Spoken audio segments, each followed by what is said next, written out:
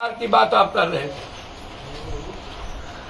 तो शिवराज चौहान को व्यापम घोटाले को सबसे बड़े भ्रष्टाचारी को बैठाकर और आप जैसा आदमी भ्रष्टाचार की बात करे बगल में व्यापम और दूसरा तरफ सतपाल महाराज जिन 150 करोड़ का जिक्र किया है और उन्होंने कहा कि अदानी का सारा पैसा नरेंद्र मोदी जी का है और वो साबित कर रहे हैं कि मैं 150 आके बोला कि हमको 150 करोड़ रुपया देने आए थे पीएम को तो उन्होंने हमको बदली कर दी। हम तो चाहते हैं कि सतपाल मलिक की पूरी जांच हो जाए पुलवामा से लेके सारी बातों का। क्या क्या बताऊं उनके घोटाले के। आपने तो अभी तक हिम्मत नहीं जुटाई यह कहने की कि अदानी आपके मित्र हैं और अदानी व्यापम दुनिया के सबसे बड़े घोटाला के जनक है। तो हम तो कहना चाहेंगे कि आप भ्रष्टाचारियों के आपसे बड़ा भ्रष्टाचारी कौन है जनाब धरती पर। आपने तो कभी सभी भ्रष्टाचारियों को अभी आपने मणिपुर में मैं नरेंद्र मोदी से जानना चाहता हूं मध्य प्रदेश में विदेशों से आकर के आपको बिहार को गाली देने का वक्त मिला। ये गठबंधन से इतना बौखला चुके हैं ये विपक्ष के गठबंधन से ये इनका दिवालियापन इनका मतलब इतना ये मैं समझ नहीं सकता हूं उनकी इतनी बेचैनी। आप भ्रष्टाचार पर वार करते हैं। सबसे बड़ा घोटालेबाज जो मुख्यमंत्री आपने मणिपुर में गठबंधन किया, आप महबूबा मुफ्ती से गठबंधन किया, आप गुलाम नबी आजाद को सर्वश्रेष्ठ बना दिए कांग्रेस से निकालकर, शरद पवार के भतीजा को आपने अपने दल में लाकर के घोटाला ही गायब कर दिया। असम का मुख्यमंत्री सबसे बड़ा भ्रष्टाचारी नहीं है। सारे भ्रष्टाचारियों को रखकर और वो छोड़िए सुप्रीम कोर्ट ने जिसको सबसे बड़ा भ्रष्टाचारी कर्नाटक के मुख्यमंत्री को कहा था उसको आप उसके नेतृत्व में चुनाव लड़े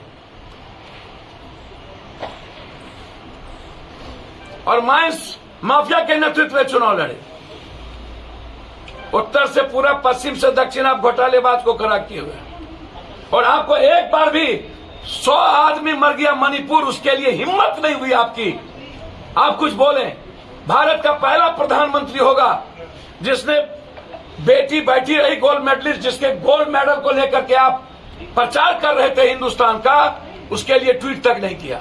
और दूसरा ट्वीट आपने मणिपुर के लिए नहीं किया। विदेश में आप गुणगान करवाते रहे, विदेश में मस्जिदों मस्जिद जाकर के घूमते रहे और यहां आकर के गाली देते रहे। इस तरीके से बिहार के सारे 14 करोड़ लोगों का अपमान करना कि बिहार जातिवाद के खेल में होता है, तो ये 17 साल क्या ये जातियों को नंगा करके इन्होंने, और नीतीश कुमार जी मुख्यमंत्री थे तब इनको जाति नजर नहीं आई और आज वो वहां से जिस तरह की भाषा का प्रयोग कर रहे हैं, तो मैं नरेंद्र मोदी जी से जानना चाहता हूं अनुप्रिया पटेल को क्या महात्मा गांधी या सरोजिनी नायडू थी? संजय निषाद को जब आप लिए दल में तो क्या वो सरोजिनी नायडू थी? क्या झांसी की रानी थी? क्या वो क्रांतिकारी थे? जाति के आधार पर ही लिए ना आप, जाति के आधार पर ही किसी को नेता बनाते हैं ना। अभी आप उपेंद्र कुशवाहा को ले लिए और जेड पहले आप वाई सिक्योरिटी दिए और 10 दिन में जेड प्लस दे दिए। तो क्या कौन सा आतंकवादी का आरोप था कि जेड प्लस दे दिए? क्या जाति को दिखाने के लिए दिए ना। फिर आप जो आप चित भी मेरी पट भी मेरी चिराग भी मेरा पारस भी मेरा, तो क्या कोई भगत सिंह है सुभाष चंद्र बोस? जाति के आधार पर ही है ना। कोई इधर मुकेश सहनी या कोई उधर मुकेश सहनी। ये जो गठबंधन 6 जात का ही करते हैं ना आप लोग, 7 जात का, कि सुभाष चंद्र बोस, भगत सिंह, महात्मा गांधी, लाला लाजपत राय, सरदार पटेल, अब्दुल हमीद, क्या चंद्रशेखर आजाद, भगत सिंह, क्या इन लोगों का गठबंधन होता है क्या हिंदुस्तान में? हिंदुस्तान में जब भी गठबंधन हुआ है, लिंगायत बहुलिंगायत चाहे जिस भी आधार पर, वो जाति का, तो जाति को तो नेताओं ने सच में खड़ा कर दिया। फिर बिहारी और बिहार को जातिवाद कहना, तो नरेंद्र मोदी जी को बिहार का इतिहास पता नहीं है। महाभारत के काल से लेकर वाल्मीकि जी, सीता की धरती से लेकर मंडन मिश्र, चाणक्य और बाबू विद्यापति, राजकवि दिनकर, रेणु से लेकर कर्ण, बुद्ध से लेकर महावीर से लेकर गुरु गोविंद, और वैशाली से लेकर विश्वामित्र, वीर कुंवर सिंह से लेकर के शेरशाह सूरी, ये सब दुनिया को दिशा दिया है। जातिवादी का आधार बिहार का नहीं था कभी। तो एक तो मैं आपको बता दूं कि आपसे बड़ा जातिवादी इस धरती पर कोई नहीं हो सकता, जिसने अपना परिचय नीच जाति और पिछड़ावाद से दिया। और जाति गठबंधन के आधार पर आप चुनाव लड़ते हैं, चाहे वो यूपी हो चाहे जहां भी हो। के मामले में लड़ाई लगाना शुरू कर दिया। कई बार हमने नीतीश कुमार जी 17 सालों के अंदर, जबकि 200 एकड़ जमीन 70 कट्टिया के बगल में एम्स के लिए अलॉट हो गया। दरभंगा और पटना की दूरी 2 घंटे से 2.5 घंटा। पटना में जब एम्स है तो दरभंगा में 2 घंटे से 2.5 घंटा। और दरभंगा में एम्स खुल जाता, मुझे कोई आपत्ति नहीं थी। लेकिन सहरसा, जहां पर जमीन दे दिया गया, और उसके बाद कोसी सीमांचल, बंगाल, नेपाल, इस इलाके जो कलकत्ता, सिल्लीगुड़ी और दिल्ली जाना पड़ता है, यह सबसे बड़ा, जहां कैंसर से, टीबी से, दम्मा, हैजा से लेके संक्रमण बीमारी, पानी और गरीबी के चलते है, वहां एम्स की सबसे ज्यादा जरूरत। वो 2 घंटे पर है, हम 5 घंटे पर हैं। वहां की दूरी 2 घंटे में हम एम्स जाएंगे। यहां तब तक हम सहरसा, पूर्णिया, सुपौल, अररिया से हम मर जाएंगे। और पहले ही डीएमसीएच वहां सबसे बड़ा है। जब वहां डीएमसीएच एम्स जैसा है, पीएमसीएच एशिया का 5,000 करोड़ का सरकार बना रही है, तो फिर बिहार में कोसी सीमांचल में के अंदर ना तो आप एक एयरपोर्ट की दिलचस्पी दिखाते, अब जाकर के पूर्णिया की लड़ाई, अब थोड़े दिन पहले समझौता किए। लगातार पूर्णिया में एक हाईकोर्ट के बेंच के लिए लड़ाई जारी है। चिट्ठी है मेरे पास 10 रविशंकर का। लगातार उप राजधानी के लिए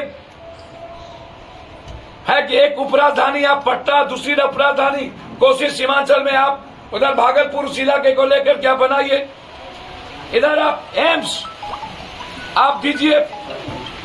तो इसीलिए एम्स के सवाल पर, तो ये तो मुख्यमंत्री एम्स से आप मतलब फैसला नहीं लिया जा रहा है, क्या कहेंगे आप इस सवाल पर? सर, मैं इस मामले में बहुत क्लियर हूं। सुरसुर मुरमुर और राजनीति के लिए एक एम्स, बिहार की दरभंगा हो या कोसी हो, कि जनता के साथ खिलवाड़ कर रहा। बिहार सरकार कहती है कि मैं जमीन दे दिया, और दिल्ली कहती है कि वहां नहीं बनाएंगे। ये वो लोग हैं, पहले मैं आज आपको बता दूं, चाहे उसमें कुछ डॉक्टर हो, कुछ माफिया, जो 100 बीघा लगभग डीएमसीएच का कब्जा करके बेच दिया या कब्जा किया हुआ है। वो नहीं चाहता है कि वहां पर एम्स बने, दे दे। लेकिन कोसी का जो एम्स है, जिसकी जमीन अलॉट किया गया, इसके साथ नाइंसाफी नहीं होने देते, इसके साथ सौतेलेपन का व्यवहार नहीं होने देते। और इसीलिए हमने तय किया है बहुत क्लियर कि 5 तारीख को बृहस्पतिवार एक तीनों जिला का महाधरना एयरपोर्ट और एम्स को लेकर, और तीनों जिला में पंचायत वाइज पदयात्रा 5 तारीख के बाद लोगों के, जनता के बीच जाएंगे। उसके अवेयरनेस हमारी पार्टी के तीनों जिला के जिला अध्यक्ष और हमारे नेता पद यात्रा करेंगे हर एक हर दिन कम से कम 6 पंचायत, हर दिन 6 गांव, और वो बताएंगे कि ना तो बाढ़ का हमको 10,500 करोड़ मिला, ना तो कोसी सीमांचल मिथिलांचल को स्टेटस, जो इकोनॉमिकल स्टेटस था वो मिला। यदि बिहार को विशेष राज्य और विशेष पैकेज नीड्स है, तो कोसी सीमांचल मिथिलांचल को भी बाढ़ के कारण, गरीबी के कारण स्पेशल स्टेटस इकोनॉमिकल नीड्स है। सारी फैक्ट्रियां बंद है। ये जनता को बताएंगे कि आजाद हिंदुस्तान के बाद जिस तरीके से कोसी सीमांचल को गरीबी की दहलीज में और मजदूरी करने पर हमें बाध्य कर दिया, और बेरोजगारी दुनिया का नंबर 1 हमको खड़ा कर दिया, तो उसी तरीके से एम्स जो हमारे लिए, इस इलाके के लिए सबसे निहायत जरूरी है, उसके लिए 5 तारीख को से हम धरना से लेकर, उसके बाद भूख उपवास से लेकर, फिर 3 जिला बंद करेंगे, जरूरत होगी 12 जिला बंद करेंगे, और इस बीच पदयात्रा का कार्यक्रम शुरू रहेगा। जनता के बीच जाएंगे और जनता से आग्रह करेंगे कि सड़क सूनी हो जाती है तो नेता आवारा हो जाता है, और आवाज जब जनता की बंद हो जाती है तो लोकसभा और विधानसभा गूंगी और बहरी हो जाती है। इसीलिए संघर्ष और आवाज और सड़क को मैंने कभी सूनी होने नहीं दिया। हमेशा सड़कों पर लड़े, 40 साल लगातार सड़क पर रहे। इसीलिए कोसी के इस नाइंसाफी को हर कीमत पर लड़के लेंगे, चाहे इसके लिए जो कीमत चुकाना पड़े। धन्यवाद। कोसी का पैक